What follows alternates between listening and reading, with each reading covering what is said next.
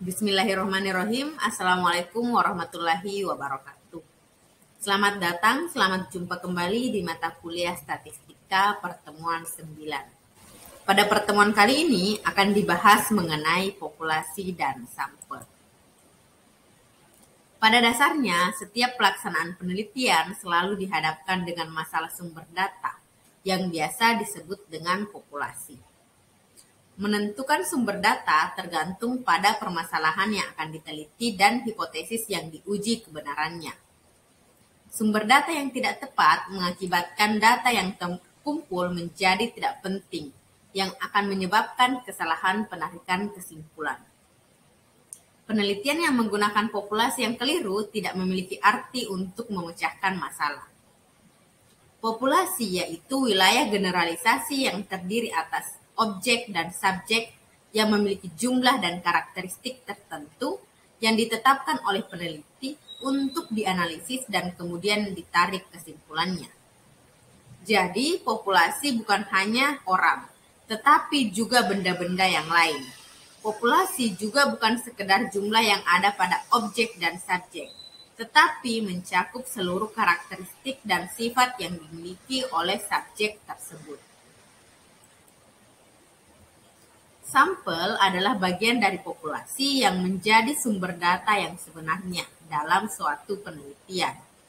Sampel adalah bagian dari kuantitas populasi yang mencerminkan dari keseluruhan populasi tersebut.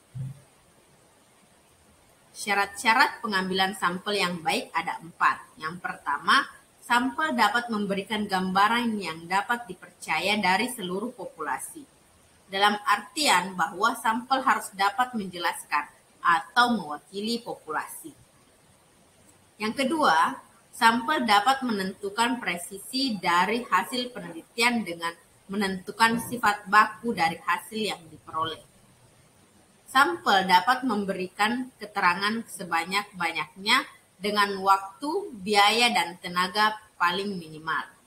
Dan yang terakhir, sampel hendaknya cukup dan representatif dalam artian bahwa sampel yang dipilih harus dapat mewakili populasi yang telah dipilih.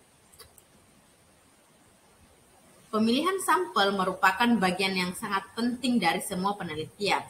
Jika pemilihan sampel dilakukan dengan benar, maka walaupun jumlah sampel hanya terdiri atas beberapa ratus orang, maka jumlah itu sudah cukup mewakili pandangan yang terdiri atas jutaan orang.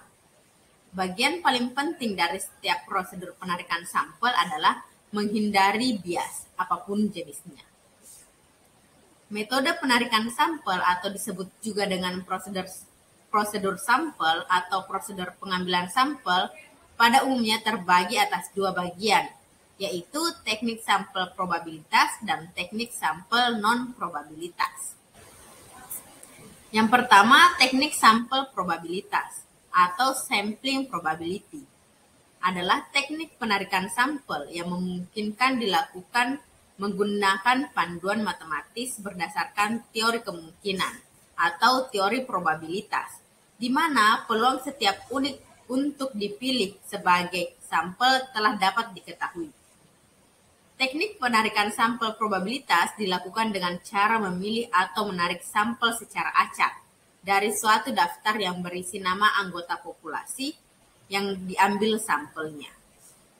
Yang kedua, teknik sampel non-probabilitas atau sampling non-probability, yakni merupakan teknik penarikan sampel yang tidak mengikuti panduan probabilitas matematis, dan unsur-unsur yang ada dalam populasi tidak mempunyai kesempatan yang sama untuk dipilih. Namun demikian, karakteristik paling penting yang membedakan kedua jenis sampel adalah bahwa sampel probabilitas memungkinkan untuk menghitung jumlah kesalahan sampling pada suatu penelitian, sedangkan sampling non-probabilitas tidak. Nah, itulah terkait materi hari ini. Kurang lebihnya mohon dimaafkan. Assalamualaikum warahmatullahi wabarakatuh.